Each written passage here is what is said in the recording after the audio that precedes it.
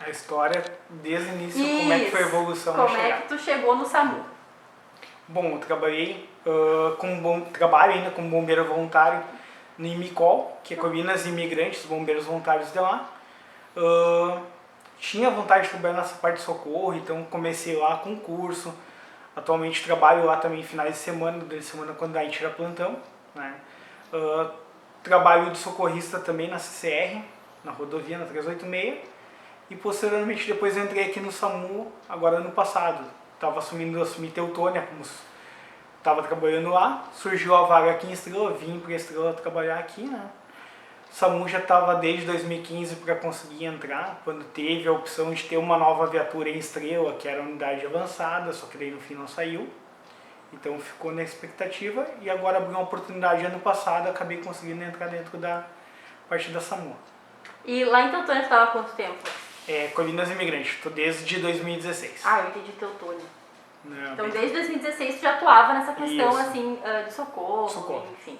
E como é que tu decidiu atuar nessa parte do socorro, né? Porque, que nem eu te disse, é uma profissão que te requer muita preparação emocional, né? Sim. Quando é que tu decidiu, assim, tu gostava disso desde pequeno? O que tu uma fazia coisa que antes? sempre eu gostava, tipo, futebol, então a gente trabalhava na parte ajudando o pessoal nas fraturas, coisas.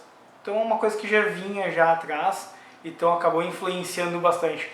Aí acabando fazendo curso de APH, BLS, então incentivou muito mais a parte de querer entrar trabalhar nesse ramo, né? E nesse um ano, tu acha que tu tá aqui mais ou menos no SAMU de Estrela? Vai fazer quase um ano já. Vai fazer um ano. Teve alguma ocorrência assim que te marcou? Olha, o que eu vou te dizer, cada ocorrência é uma diferente da outra, mesmo que seja um acidente parecido, tá? Tu vai chegar uma fratura diferenciada, a dor da pessoa, então a gente cuida muito na hora de fazer o atendimento, imobilizar, botar a pessoa na maca, botar dentro da ambulância, locomover. Às vezes tu vai passar, tu vai ver uma ambulância SAMU andando a 20 por hora, só que a pessoa não sabe que a pessoa que está dentro, atrás, tem uma fratura grave. Então se tu passa algum buraco, alguma coisa, ela vai sentir muita dor. Então às vezes a gente brinca, a gente vai rápido para a ocorrência e volta devagar, né? Prezando sempre o bom atendimento com as pessoas. A parte humanizada, o atendimento, não adianta tu chegar lá e tu tem que chegar a conversar com a pessoa, tentar entender o que está acontecendo no caminho. A gente trabalhei uma técnica, então a gente trabalha conversando com a pessoa, sempre para manter ela calma, desde o trajeto do acidente até o hospital.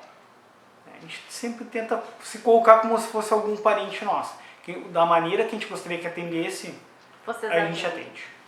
E então, além de ser motorista, tu também auxilia nessa parte de colocar a pessoa na maca. Na verdade, Isso. não só dirige, então. Não. A parte hoje do condutor no SAMU, ele não só envolve dirigir, tá? Envolve o auxílio ao técnico também, né? Consequentemente, a gente também, no momento do deslocamento, a gente fica controlando o técnico pelo retrovisor para ver se precisa algum auxílio, alguma coisa, se a gente tem que parar a viatura para dar algum suporte. E a parte mais agradável que tem é chegar no hospital e tu ver que a pessoa chegou bem. Já acompanhou assim, algum paciente que não conseguiu chegar vivo no hospital, assim? Olha, graças a Deus, assim, ó, a gente teve tem vários transtornos, tá? Eu tive pacientes que chegaram no hospital, depois vieram a óbito, e teve pacientes que a gente chegou no local e já estavam em óbito. Graças a Deus, nenhum faleceu dentro da ambulância. E espero que nunca aconteça também.